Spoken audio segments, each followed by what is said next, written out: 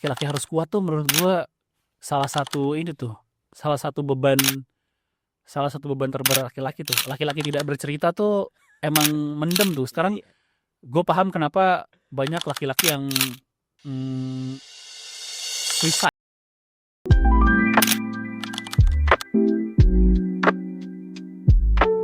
Halo, Mantap. Kata. Yo, Sehat? alhamdulillah. Oke, bagus-bagus ya. Nah, sebelum kita mulai nih ya, mau Yep. update dikit dong. Sekarang lagi sibuk apa aja, Pak? Sekarang di Senin sampai Jumat gue masih siaran di radio di Gen FM. Masih ya di Gen. Masih. Udah lama juga ya. Yuk, setiap sore gue. Ini kalau di siaran masuk tahun ke-19. Oh, hampir 20 tahun ya, 2 dekade ya. Tahun depan 2 dekade. Terus masih sibuk juga sama podcast Ancur. Terus sekarang baru jalan juga sama seru-seruan lah bikin band Gledek. Ya, nah gue lihat juga tuh di beberapa konten lu kayaknya lagi aktif banget ya. Di Gledek. Lu jadi vokalis di situ? Enggak, di situ gue main bass. Bass ya. Sama Wancoy vokal, Kicuy gitar, sama Ozar Angkuti Musuh Gen Z drummer. Oke. Konsepnya jadi kayak gimana sih sebenarnya bandnya? Bandnya tuh sebenarnya kebetulan kan kami berempat berangkat dari ngelawak ya. Tapi kebetulan benang merahnya sama-sama punya band di dulunya tuh kami ngeband keras lah, band metal, rock, punk dan lain-lain. Jadi ya satu kesamaan itu kenapa kita nggak gabungin aja ngeband hura-hura masa muda kita dengan komedi kita sekarang gitu aja sih sebenarnya konsepnya lah ya. Yang penting produktif ya. Produktif terus. Oke. Ya oke, Pat. Jadi kan mungkin kalau teman-teman yang mengikuti Muda Berdaya juga ya tahu ya mungkin Patra sendiri ini udah sempat berapa kali ya gitu ya bantu kita 2 kali dua kali jadi narasumber dan pembicara lah ya waktu itu. Dan yang terakhir itu kita ngobrolin tentang bias gender ya waktu itu ya. Iya, itu lumayan gawat tuh ininya tamu-tamunya ya. Gue pikir acara itu lumayan berani ya mengundang tamu-tamu. Pas gue liat line up-nya waktu itu jujur gue sebelum acara itu gue belum kenal Kumaila tuh. Belum kenal tuh. Nggak lama habis acara itu potongan-potongannya Kumaila lumayan viral tuh. Ternyata wah ini sih orang bermasalah semua di ya gitu. Iya gitu. Keren acara keren. Nah, iya jadi kebetulan nih hari ini kita mau ngulik lebih lagi nih. Kan waktu itu kalau bisa dibilang ya pas event crowd-nya kan ya di tempat itu aja kan. Makanya di sini gue ngajak Patra juga untuk hadir di Ruang Gagasan ini juga untuk ya kita ngebahas ulang kayak gitu ya terkait dengan isu-isu yang memang sempat kita bahas waktu itu, terutama terkait bias gender yang memang mungkin selama ini itu masih dinormalisasikan gitu sama anak-anak zaman sekarang ataupun dia di bahan bercandaan gitu. Jadi mungkin teman-teman kalau selama ini ngelihat Patra ini orangnya mungkin ya ngelawak terus gitu ya, ngejok terus dan sebagainya gitu ya, tapi kali ini mungkin kita akan ngebahas sedikit sisi seriusnya Patra. Wah gila ya terkait dengan susah nih mungkin bias gender dan juga mungkin ya karena lu juga terkenal juga dengan waktu itu roadshow yang patriarki ya, hampir mirip-mirip agak plesetan-plesetan dari patriarki ya. Betul sekali ya, betul. Oke ya Pat, mungkin kita mulai aja beberapa pertanyaan gitu ya yang akan gua mungkin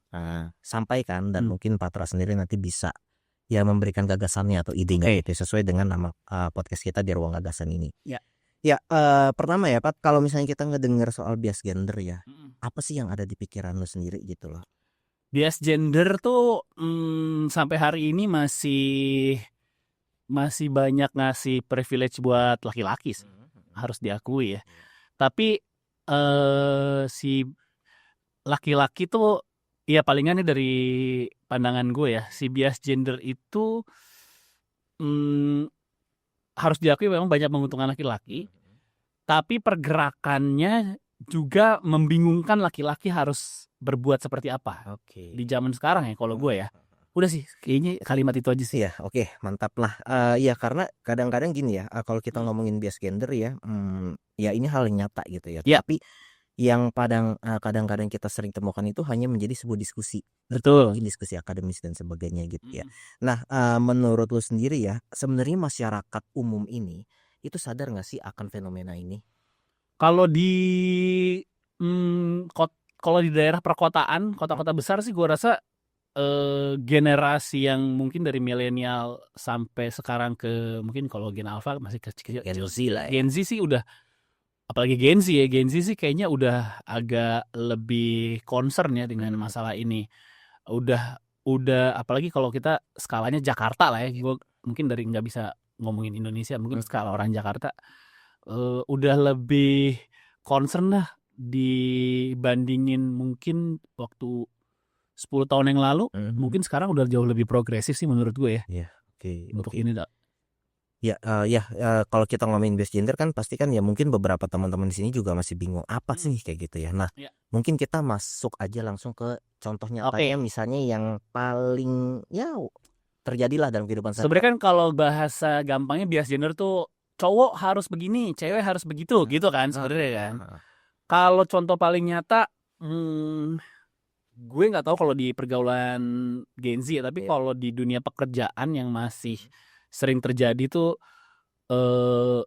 fasilitas perempuan tuh kadang-kadang ini gue nggak ngomongin semua ya, tapi ada beberapa perusahaan tuh yang masih misalnya nih kalau laki-laki tuh dapet cover asuransi untuk suami, istri, dan 2 anaknya. Atau 3 anaknya dan anak-anaknya lah gitu. Nah kalau istri itu dapat asuransi untuk dirinya sendiri dengan asumsi kan suaminya dapat cover asuransi dari tempat kerjanya juga gitu. Itu tuh kayaknya masih terjadi deh di beberapa perusahaan di Jakarta ya. Yang bahkan gue pernah ada case teman gue tuh nikah sekantor. Nikah sekantor terus cover asuransinya tuh di suami, istrinya nggak dapat asuransi. Karena dengan asumsi ya kan lu udah di cover sama suami lu, tapi kan secara job desk dan hak harusnya sama dong, sama-sama karyawan gitu.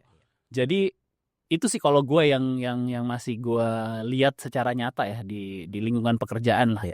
Oke, ya itu banyak lah ya maksudnya yang terjadi ya selain lingkungan pekerjaan juga. Kadang-kadang ya kita bisa lihat kayak kalau cowok nggak boleh nangis ya karena. Wah iya itu sih kayak gitulah ya. Itu cowok nggak boleh nangis sih.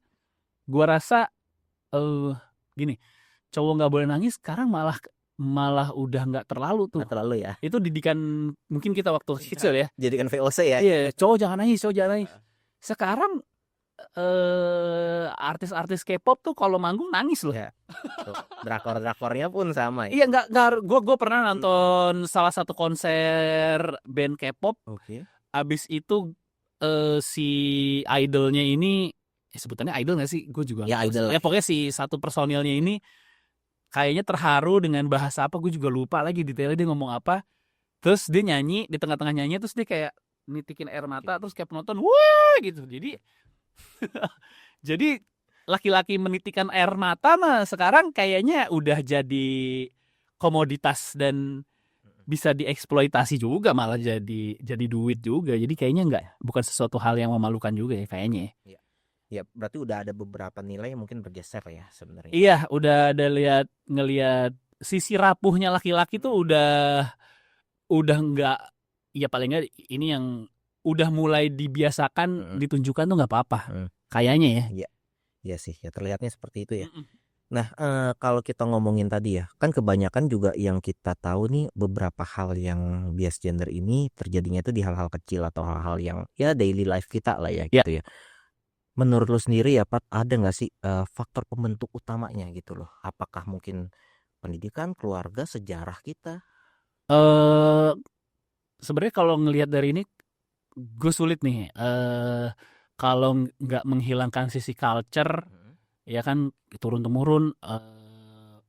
Terus latar belakang ini agak susah nih. Kalau udah pakai agama udah susah tuh pasti tuh. Udah ada sisi hak dan kewajiban dengan latar belakang agama, itu mungkin jadi salah satunya juga. Terus iya paling faktor terbesar sih culture, gimana si orang ini diperlihatkan sama keluarganya ya, dibentuk sama keluarga dari awalnya. Dan suku pun berasa banget.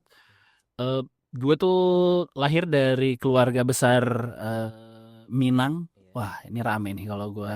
Tapi gue nggak akan ngomong secara detail ya. Tapi bagaimana perempuan dan laki-laki itu dibedakan secara kelihatan banget kalau gue ngelihat ya.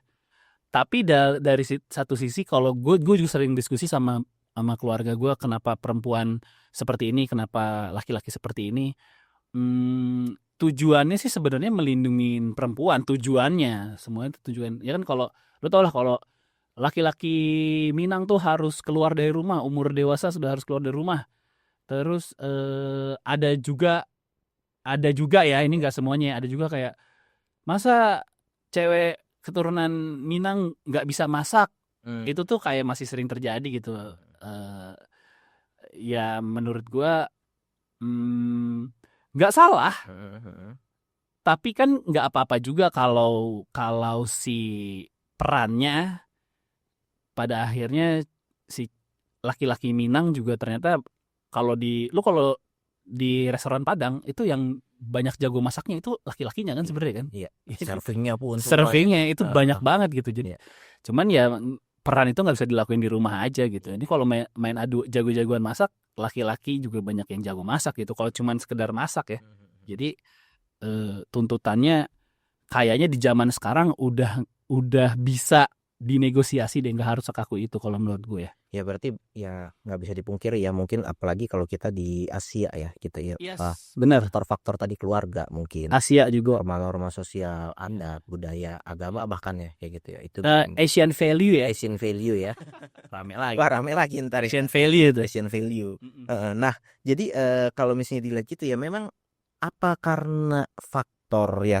Ini kita coba explore aja gitu ya, faktor-faktor seperti fisik, morfologis itu juga yang bisa, laki-laki karena fisiknya seperti ini lebih meyakinkan, ya kan? Ya apalagi kalau misalnya kita lihat ya, pemimpin lah paling gampang misalnya ketua suku, atau mungkin pemuka agama di beberapa agama tertentu yang memang wajib laki-laki ya. Apa hal itu juga berpengaruh? Mungkin bisa jadi ya, tapi kalau dari historikalnya kan dulu mungkin kita dari zaman manusia berburu juga pembedaannya udah dimulai dari laki-laki berburu, perempuan di rumah kan, mengolah makanan. Iya, perempuan laki-laki yang mencari binatang buruan, perempuan yang mengolah makanan itu udah terjadi. Belum ada teori apa-apa tuh, gua rasa juga dulu bahasa juga belum ada, tapi gua nggak tahu gimana kesepakatannya terjadi kayak mungkin ya badan lo lebih berotot, lo cari rusa deh, atau lo cari apa sih binatang buruan, singa nggak mungkin ya, singa nggak dimakan ya. Binatang buruan misalnya lu cari rusa deh, atau lu cari babi hutan deh buat kita makan. Mungkin istrinya yang nyuruh gitu. Dan itu kan yang terjadi sama kita di hari ini kan, kayak kamu cari nafkah deh, aku biar urus anak-anak di rumah. Itu kan masih hal yang lumrah terjadi juga gitu, kesepakatan itu. Belum lagi waktu zaman perang. Zaman perang juga laki-laki yang berperang, perempuan yang di rumah nungguin rumah atau yang ngerawat lukanya deh gitu. Itu kan kesepakatan yang terjadi juga gitu. Gue sih nggak pernah mendengar ya ada kecuali Mulan kali ya, di medan pertempuran tuh ada perempuan kan dulu kesepakatannya. Nggak tahu deh apa belum pernah ada sejarah yang diceritakan, kecuali Sena ya. Iya yang gitu-gitu. Jadi ya itu kan kesepakatan yang udah lama terjadi, yang dulu juga belum ada kesepakatannya, dan itu kan turun-temurun sampai sekarang yang itu yang terjadi sih. Iya sih. Ini kan? Iya benar-benar. Nah, kalau kita ngomongin sebagai laki-laki ya, mungkin pengalaman pribadi aja Pat, gitu ya. Pernah nggak sih lu mendapatkan, kan tadi lu di awal ngebahas masalah bias gender ini terkait dengan privilege laki-laki, gitu ya. Lu sendiri itu merasa diuntungkan dengan privilege itu sendiri? Gue sering ngobrolin sama istri gue sih. Privilege ya ini ngomongin ilmiah dan biologis ya. Salah satu privilege laki-laki itu menurut gue, kita punya gift nggak datang bulan. Itu tuh kita nggak ngerasain yang namanya sakit dan nyeri setiap bulan itu tuh. Tapi makanya gue kalau di si show patriarki itu gue merasa Tuhan tuh memberikan kekuatan lebih kepada perempuan untuk menahan rasa sakit sih sebenarnya gitu. Makanya yang dikasih datang bulan tuh menstruasi itu perempuan, bukan laki-laki. Laki-laki tuh cemen men. kita tuh dikasih demam aja rasanya udah kayak mau mati kan. Iya, Iya itu kan? banyak kan ya di konten-konten Iya sering jadi meme kan. jadi meme. Pernah lihat meme itu kan. Baru demam udah Iya kayak mau mati. bener. Gue kalau sakit sedikit aja atau udah kayak misal kecapean dan akhirnya migrain, gue tuh sering bayangin kayak ini gue udah siap belum ya ninggalin anak gue sama istri gue gitu. Iya kadang-kadang terlalu jauh terlalu jauh lu tuh cuma kecapean gitu. Sedangkan istri gue tuh bisa yang setiap bulan ngeluh lagi menstruasi dan lain-lain. Jadi itu aja udah jadi privilege kan. Iya, betul.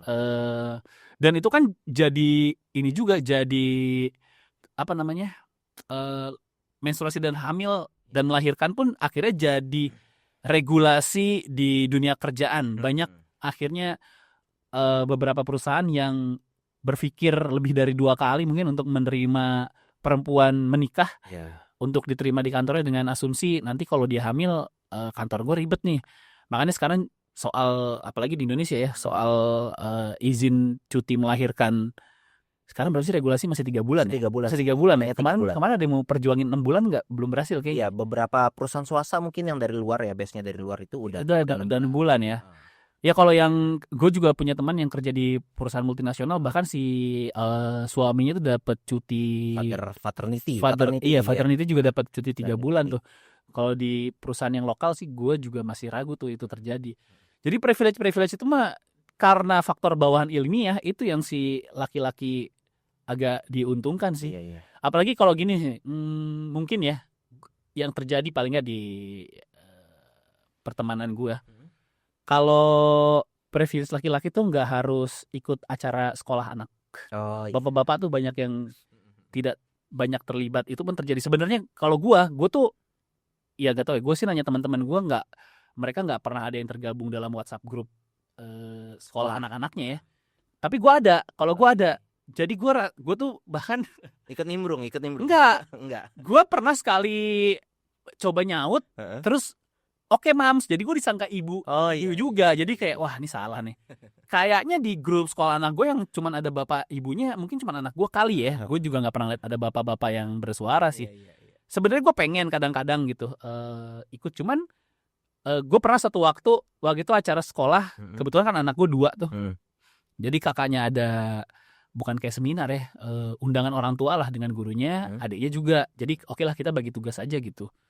Nah kebanyakan di sekolah anak gue aja itu ibu-ibunya yang datang. Bahkan kalau anaknya 2, ibunya split waktu gitu. Kadang ibunya datang ke sini, ibunya misalnya datang ke kelas adiknya dulu, nanti gantian ke kelas kakaknya gitu.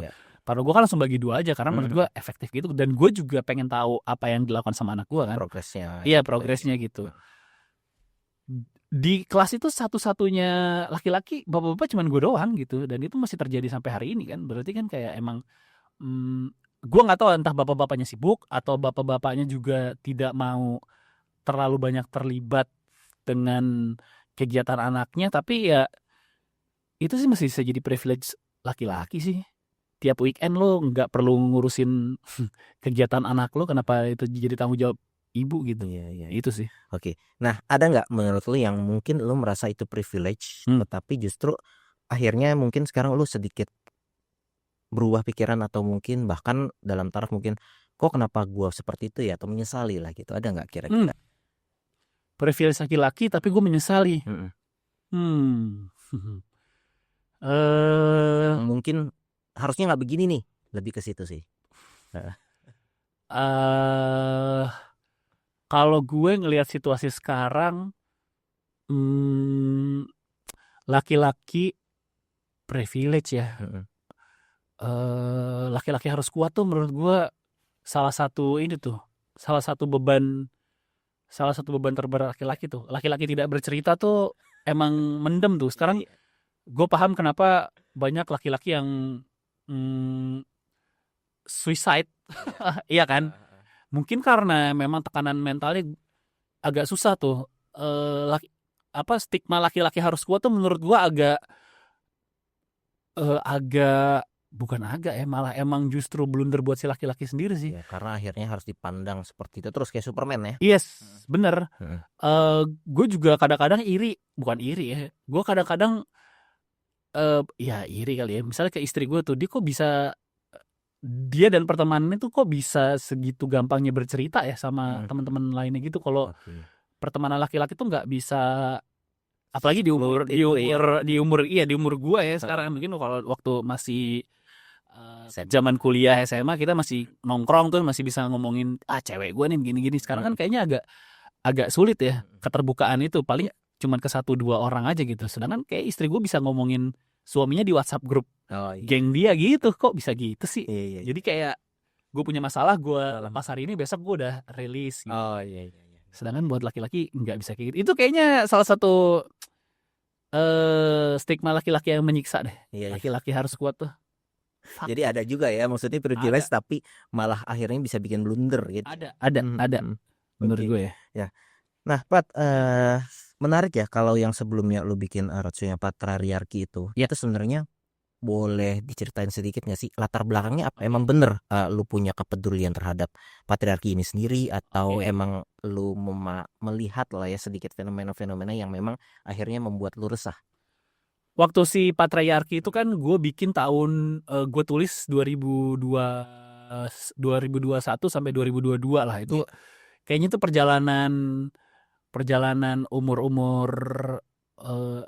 2020 sampai 2022 lah. Di situ gue ngeliat progres masa-masa pernikahan gue dan masa-masa proses pernikahan teman-teman gue. Terus gue ngeliat itu kan ngelewatin zaman COVID juga. Justru si Patriarki itu orang udah ngecap, orang yang nonton potongannya dan ngeliat judulnya tuh seolah-olah gue tuh kayak Andrew Tate tuh.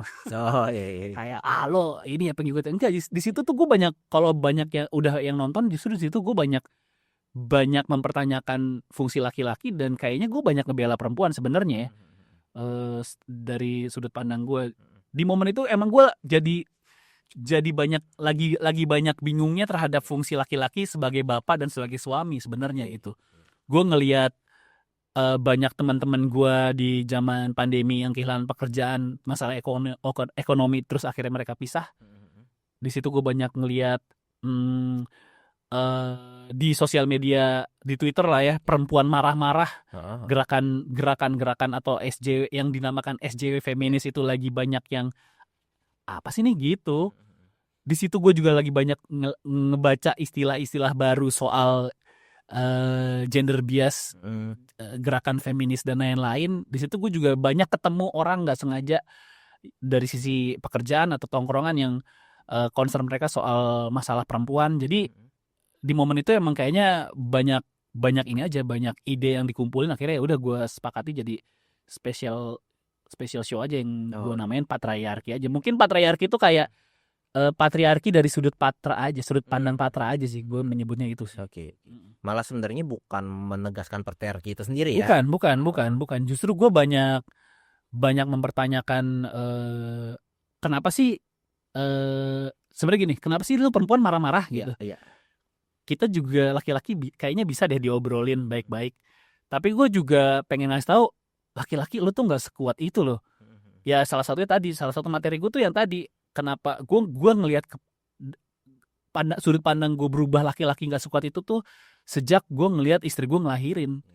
Di situ gue ngelihat kayak wah ini kalau fungsi ngelahirin dikasih ke laki-laki nggak akan kuat sih laki-laki. Bener deh, nggak akan kuat. Lo harus nyimpen itu bayi di dalam perut 9 bulan. Lo harus jauh ngebuang atau ganti gaya hidup lo.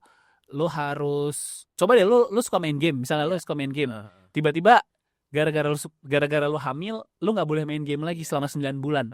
Kuat nggak lo? Kayaknya laki-laki nggak kuat deh. Kayaknya laki-laki nggak kuat menurut gue ya. Abis itu belum fase melahirkan lo fase menyusui, begadang malam ya. Gila, di situ sih gue ngelihat, wah gila sih. Emang kekuatan dan kesabaran tuh kayaknya dikasih lebih untuk perempuan gitu. Karena gue ngelihat sendiri pas istri gue hamil dan melahirkan, dia harus hilang dari peredaran tongkrongannya, dia harus lebih banyak waktu ngeluangin buat anak gue, dia harus resign dari pekerjaannya, banyak banget yang harus dia korbanin untuk si anak ini gitu. Yang kayaknya kalau itu dikasih ke laki-laki belum tentu kuat si laki-laki itu. Jadi gue momen switch itu kayak enggak, kalau stereotype laki-laki itu kuat, mungkin kuat secara fisik mungkin lebih Yes. kuat secara fisik tapi secara yang dinamakan kuat kayaknya sih lebih kuat perempuan, harus diakuin sih kalau gue ya. Durability-nya, mentalnya, Iya, gitu-gitu ya. mental kuat menahan rasa sakitnya tuh Heeh. perempuan sih. Oke. Nah, itu menarik ya sebenarnya kalau misalnya apa yang mungkin lo selama ini lakukan, kan orang-orang juga tahu Patra ini kan seorang komedian lah ya, Iya. gitu ya. Nah, menurut lo sendiri ini ya, humor atau jokes ya sendiri itu kan ya pasti kan ada yang istilahnya namanya dark jokes gitu. Iya, Ada oke. juga mungkin hal-hal lainnya kayak gitu yang memang kadang-kadang malah bercandaan-bercandaan itu membuat bias gender ini semakin terlihat kayak Iya, gitu ya. iya. Menurut lo sendiri dari humor atau jokes ini sendiri bisa nggak sih menjadi cara kita ya kita balik itu malah untuk mengurangi bias gender itu sendiri, atau tadi pendapat-pendapat yang memang ya selama ini terkesan patriarkis atau apa? Itu agak sulit tuh batasannya tuh, emang harus diakuin ya, selisipan karena jokes itu kan pasti butuh korban. Yes. Nah, ini batasan si bias gendernya tuh sejauh mana gue sebagai komedian, mungkin orang-orang yang biasa si ngelawak atau sebagai stand up comedian, batasan abu-abunya tuh boundariesnya masing-masing gitu. Oke. Karena kalau batasnya sampai mana gue juga nggak tahu gitu, tapi paling nggak kalau gue selalu membatasi. Gue kalau punya joke soal kayak si jokes soal perempuan lah, Ya. biasanya orang pertama yang gue kasih tahu tuh orang terdekat gue, Oke. istri gue, adik gue, teman-teman gue. Kalau menurut ring satu gue itu udah oke, ya gue udah nggak begitu terlalu peduliin sama omongan orang sih. Pertama kalau gue batasan di situ. Iya. Tadi pertanyaannya apa? Apakah bisa? Ya bisa menjadi semacam media bahkan justru untuk mengurangin ya bias gender itu sendiri dari jokes ini. Mungkin bisa, tapi itu bukan tujuan komedi sih sebenarnya. Oke. Kalau komedi ditujukan untuk akhirnya kritik sosial atau merubah sebuah pergerakan, gue rasa itu udah bergeser dari tujuan fungsi si komedi awalnya. Kan Iya. komedi awalnya memang si stand up komedi itu kan awalnya kritik dan satir kan. Tapi lu naik ke atas panggung kan fungsi utamanya untuk ngebikin orang ketawa gitu. Kalau itu akhirnya berimpact mungkin bisa. Iya. Tapi itu kalau jadi tujuan awal, gue rasa itu udah keluar dari, sama kayak misalnya kayak seniman bikin film Iya. Dengan tujuan gue mau bikin ini sebagai film pesan moral. Gue rasa sih itu udah, iya nggak apa-apa juga. Tapi tujuan awalnya kan pertama harus menghibur dulu kan, entertainmentnya dulu kan. Nah, sama kayak si komedi, tujuan utamanya lu lucunya dulu gitu. Untuk urusan hasilnya akhirnya bisa merubah persepsi orang, ya bisa jadi gitu. Bisa aja gitu. Bisa. Nah, selama ini lu melakukan stand up dan sebagainya, pertanyaan sedikit ya, pernah nggak blunder? Gua sih merasa tidak blunder ya. Gue bisa mempertanggungjawabkan apa yang keluar, apalagi kalau udah di special show ya. Selama ini yang gue jokes paling nggak yang gue bikin di atas panggung, yang udah ngelewatin proses open mic, ataupun yang mungkin rame viral gue di post di sosial media gue, itu sesuatu yang bisa gue pertanggungjawabkan gitu. Kalau memang akhirnya si jokes itu membuat resah atau membuat orang tersinggung, ya maaf banget, jokes itu udah bikin lu sakit hati, tapi gue nggak akan minta maaf sama jokesnya. Itu sih selalu. Gue sih ngerasa nggak pernah, gue ya palingnya sampai hari ini ngerasa itu nggak pernah blunder sih. Tapi kalau itu menyinggung orang lain, sering. Oke. Ya berarti tergantung personalnya masing-masing ya. Makanya gue sih bersedia untuk sorry kalau itu jadi tersinggung ya, tapi gue nggak ngerasa jokes itu salah. Tapi kalau lo tersinggung ya gue minta maaf. Udah gitu aja, gue mah simple aja. Iya. Santai aja. Santai aja, nggak ada salahnya juga kan minta maaf kan. Ya, nah tadi berarti kalau misalnya bisa dibilang ya terkait dengan jokes ini kan emang sebenarnya paling banyak yang dilempar ya kalau di jokes itu ya tadi normalisasi gender atau ya ada diskriminasi sesuatu kayak gitu ya. Nah berarti kalau lu sendiri kan bilang batasan-batasannya kalau lu dari lingkar satu lu dulu. Iya. Nah, tapi kalau secara general sebenarnya ada nggak sih batasan yang mengatur ini? Wah, batasan yang mengatur si bias gender. Yang setidaknya jokes kita itu tidak menyimpang kemana-mana. Oh, nggak ada. Mungkin aturannya hukum. Oke. Tapi hukumnya juga bingung kan, kayak sekarang UU ITE aja kan pasalnya karet juga kan. Makanya perdebatannya bingung juga sih sebenarnya batasannya sih cuman nyalinya sama seberapa kuat energi lo untuk menghadapi feedbacknya. Udah itu aja sih. Setiap orang sih menurut gue ya lo bebas mengekspresikan sesuatu. Iya. Batasannya cuman di nyali lo berani atau enggak, sama berani bertanggungjawabkan, berani ngelempar jokesnya, berani mempertanggungjawabkannya, sama lu punya energi untuk menghadapi feedback yang akan lu hadapin gitu. Mental lu kuat tuh ya gitu ya. Makanya kalau orang yang memulai dengan, atau yang sekarang bergerak komedinya banyak nyerempet atau yang katanya pinggir jurang itu, terus lu dapat feedback yang gede, lo dapat feedback yang rame dan akhirnya membuat hidup lo jadi capek, ya lo jangan cengeng juga. Lo udah berdiri di garis abu-abu itu, lo harusnya lo udah siap dengan feedbacknya juga. Menurut gue sih gitu ya. Benar. Gitu. Ya. Oke, kita agak slow down dikit lah ya. Yes. Kita ngomonginnya tadi kan kayaknya udah terlalu. Ya, ini aja nanti banyak yang banyak yang di komen kayak ngomongin bias gender tapi hostnya sama ini cowok-cowok, ya kan? Pasti ya harus siap ya gitu. Harus siap. Emang salah terus pasti. Nah, ini juga ngomongin ya selain bias gender kan ada fenomena kadang double standard ya yang sering terjadi. Double standard contohnya misalnya kayak kalau selama ini cewek kan ditunjukkannya mungkin sekarang udah mulai perkasa dan sebagainya, tapi akhirnya ditantang benerin genteng aja lo nggak bisa ya kan, katanya gitu. Nah, fenomena double standard ini sendiri menurut lu gimana? Wajarkah atau gimana Kak? Gue juga sering tuh baca komen-komen orang kayak misalnya cewek kuat diasosiasiinnya ganti galon, angkat galon, benerin genteng, atau pekerjaan kuli. Mana emang ada cewek yang mau jadi kuli bangunan? Kalau gue ngelihat atau berhadapan lah dengan orang yang ngajakin debat tapi argumennya kayak gitu, gue sih mendingan sepakat untuk tidak sepakat aja ya, karena masih di situ berarti standar pemikiran lo soal kuat dan tidaknya perempuan masih diganti galon atau benerin genteng.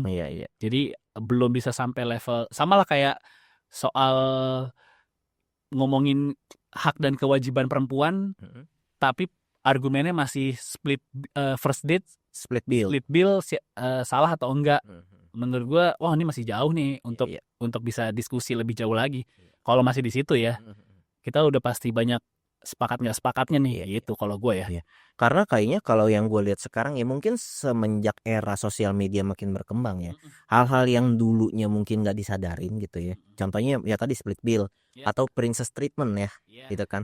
Itu kan zaman dulu kan menjadi hal yang biasa aja buat kita. Betul. Tapi sekarang akhirnya dengan adanya sosial media kayak sesuatu yang harus dibahas, di stick upin terus kayak gitu ya. Ya, menurut lo sendiri wajar atau wajar kok. Itu emang sekarang apalagi si Gen Z ya, Gen Z dan akhirnya ke generasi anak-anak gue, generasi Alpha, mereka generasi yang terbiasa untuk lebih open soal statement dan berargumen sih. Kita tuh diajar, kalau gue ya generasi yang diajar searah gitu kan, guru ngomong kita dengerin, kalau kita punya pertanyaan dianggap atau kita berbeda tuh dianggap ngelawan gitu. Kalau apalagi sejak ada era sosial media dan punya kolom komentar, semua orang tuh ngerasa pengen punya opini gitu. Ya nggak apa-apa juga, emang itu fungsinya. Cuman kan nggak semua orang juga harus kita denger. Sebenarnya kan itu juga kan. Jadi ya kalau gue sih seneng ya ngelihat banyak, misalnya ada satu case gitu terus semua orang banyak komennya. Makanya orang kan banyak yang ngerasa sosial media X atau Twitter tuh toxic ya. Kalau gue sampai hari ini masih menikmati sih gue perbedaan banyak sudut pandang itu. Gue malah kadang-kadang lucu-lucu juga ya, atau kayak iya bener juga ya, atau kayak kok bisa sih ada orang kepikiran kayak gini. Kalau gue sih masih menikmati ya, dibawa santai gitu.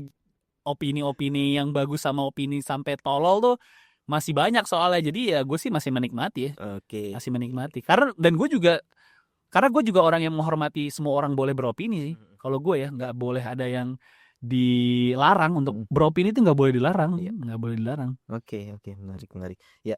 Nah, tadi cukup menarik ya kalau misalnya mungkin ya kita ngomongin bias gender gitu ya, patriarki dan sebagainya, tapi ya mungkin kita berdua cowok nih ya Iya. kan, kagak ada sumber mungkin ceweknya ya atau sumber lainnya kayak gitu. Bisa kita undang Indah Ji. Harusnya ya nanti ya kapan-kapan ya kita undang ya sekalian bertiga jadi ya kita. Iya, bener. Nah, ya gini berarti kan ya setidaknya kita nggak usah ngomongin terlalu jauh lah ya gitu ya, sebagai diri kita aja gitu ya, laki-laki sendiri gitu ya. Ya buat lu dan buat gue deh mungkin ya, Oke. nggak usah terlalu jauh. Apa sih langkah kecil yang bisa kita lakukan untuk ya melihat dan menghadapi fenomena ini? Eh, kalau di ini gue sebenarnya udah lama tidak udah jauh lah. Ini kan si patriarki ini special show gue di tahun 2022. Iya. Di masa-masa itulah 2022 sampai 2023 lah di momen-momen itu. Tapi sampai hari ini gue masih sepakat kalau gue ya. Iya. Kalau gue di situ gue punya argumen kenapa gue akhirnya nggak pernah bisa nyampe gimana gender itu disetarakan. Makanya gue nggak tahu atau gue nggak sepakat dengan istilah kesetaraan gender, karena menurut gue gender tuh nggak bisa disetarain. Iya. Jadi kalau lu nanya langkahnya, gue sih lebih ke semua orang punya hak yang sama, udah itu doang sih. Tapi kan tapi si gender ini yang gue yakini ya, itu dilahirkan dengan fungsi yang berbeda, udah itu aja sih. Makanya kenapa perempuan yang melahirkan, laki-laki nggak melahirkan, pasti Tuhan punya, ya gue nggak mau ngebawa ini karena agama sih, tapi karena gue beragama dan ujung-ujungnya segalanya gue balikin ke sana. Gue rasa semua si gender ini punya fungsi yang berbeda gitu, tapi seharusnya punya hak yang sama sih, hak memperoleh, apalagi hak kita ngomongin kalau di listin hak asasi manusia ya. Makanya kayak tadi hak pekerjaan, hak ya sedetail perempuan juga punya hak untuk bahagia, perempuan juga punya hak untuk mengejar cita-citanya. Itu gue rasa itu gue masukin sebagai perempuan itu sebagai manusia aja. Laki-laki itu harus memandang perempuan sebagai manusia yang mempunyai hak yang sama juga sama lu gitu. Ini kita nggak ngomongin kewajiban ya, kita ngomongin hak aja. Kalau si perempuannya cara dia bahagia dengan mengejar sesuatu yang dia inginkan, harusnya sih nggak usah dilarang sih sebenarnya. Kalau gue lebih ke situ sih, karena dia juga manusia juga sih. Itu. Ya yang gue tangkap berarti ya memang kita harus saling menghargai hak manusia aja. Manusia ya. Jadi bukan memandang karena dia perempuan, tapi memandang karena dia manusia aja gitu. Sama kayak lu juga. Hal simpel lah ya yang kita bisa lakuin ya. Iya. Oke, Pat, ya kalau dari seluruh pembicaraan kita sih ya cukup ya tajam lah ya tadi ya, maksudnya gue juga udah mendapatkan beberapa insight gitu dari Parta ya terkait dengan hal-hal yang kita bicarakan tadi. Oke, Pat, satu mungkin ya pesan lah ya buat teman-teman gitu ya yang nonton ini ya. Mungkin ya melihat fenomena-fenomena yang terjadi saat ini ya kan, dimana mungkin orang-orang punya pendapat A, pendapat B, pendapat C, dan informasi yang makin meluas kayak gitu ya. Ya, menurut lo sendiri ya untuk teman-teman ini untuk bisa saling menghargai dan menghindari bias gender gimana, Pak? Pertama, sadarilah laki-laki kita tidak sekuat itu. Ya, terus gue juga mungkin belakangan yang nge-trigger gue si film Adolescence, lu nonton sih? Oh, belum. Yang Netflix itu juga lumayan nge-trigger gue untuk gimana cara mendidik anak laki-laki lah ya. Gue kan punya anak 2 laki-laki. Gimana laki-laki juga seharusnya menghargai perempuan di situ. Terus untuk perempuan juga tolong ajari kami laki-laki lah. Jangan membuat kami bingung gitu. Karena sebenarnya yang membuat kami bingung, banyak perdebatan yang terjadi tuh masih banyak sudut pandang yang masih didebatkan tuh justru antar perempuannya. Perempuan sama perempuannya berdebat, laki-lakinya bingung, kita ngambil langkah, kita salah.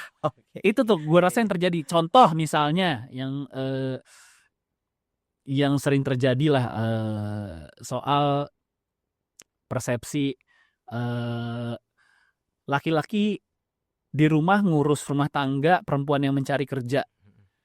Itu yang masih banyak berdebatnya di sisi perempuannya juga sebenarnya gitu. Setuju atau nggak setuju? Kenapa laki gue harus kerja gitu ya? Iya, misalnya kayak karena karir gue lebih bagus, kayaknya laki gue ngurus anak aja di rumah, gue nggak apa-apa deh. Oh iya. Tapi beberapa perempuan nggak akan terima dengan kondisi itu, nggak bisa. Laki-laki tuh harus yang menafkahi gue, harus membiayai gue dan laki-laki gitu.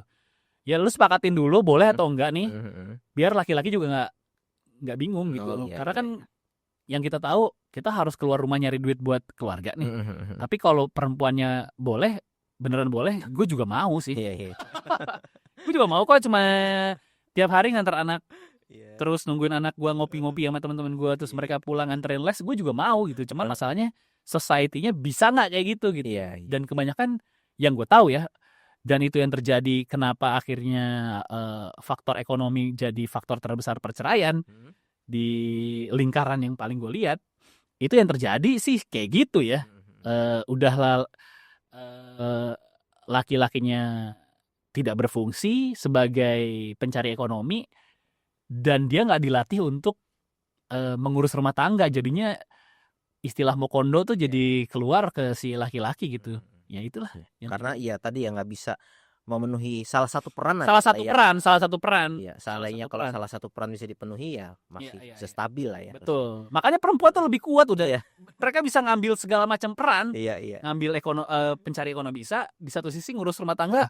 Mereka secara sense tiba-tiba, gue juga nggak ngerti, tiba-tiba pas jadi punya anak, istri gue bisa dengan naluriah menjadi ibu belajar sendiri gitu. Gue sampai hari ini masih tolol kayak jadi bapak. Dan dipopok aja susah mungkin awal-awal. Gue nyerah. Oke. Patra, thank you banget ya. Sama-sama. Waktunya ya. Sama-sama. Saya mungkin cukup panjang juga kita ngobrol-ngobrolnya, dan ini sebenarnya ya kita memperdalam lagi apa yang udah sempat kita bahas waktu itu. Jadi buat teman-teman semua yang mau nonton nanti ya silahkan tonton ya kan. Kalian juga bisa dibilang ya kita tidak mengarahkan atau mendrive kemanapun kayak gitu ya, tapi ya mungkin ya kalian bisa ambil intisarinya yang baik-baik dari pembicaraan kita hari ini. Oke, siap. Oke, sekali lagi thank you Patra. Thank you ya untuk datang di sama-sama ini ya. Oke teman-teman semua, terima kasih semua, salam berdaya sejak muda.